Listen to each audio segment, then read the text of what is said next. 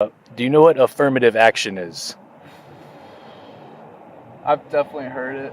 Yeah, so it's basically assigning extra weight to people who are considered discriminated against or underrepresented in employment or education. So, for example, test scores might be weighted in favor of Hispanic people because they're underrepresented at university. So, if they are 15% of the population at large and they only have 5% at the university, they might get a bonus on their SAT so that you have more people admitted to the university that represent that portion of the population.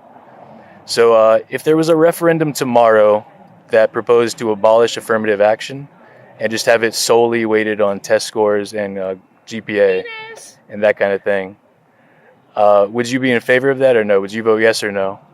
Uh, I would vote against abolishing it. So you would keep it? I would keep it. Gotcha. And is there any time limit you think there should be on that, as far as if in 100 years it was still being weighted in favor of one group or another in terms of test scores? Would you still keep it at that point? Or is there any kind of time limit on it? I don't think there's any kind of time limit.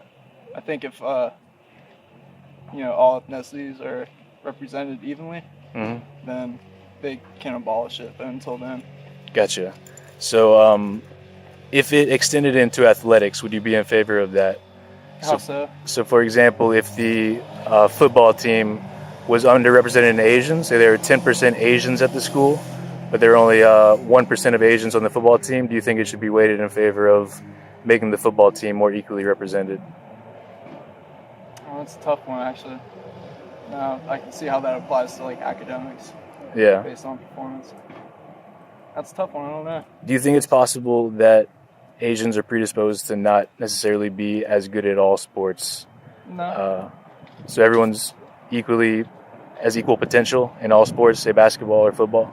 I think so, to some extent. Okay. All right. Okay, that's all we got, man.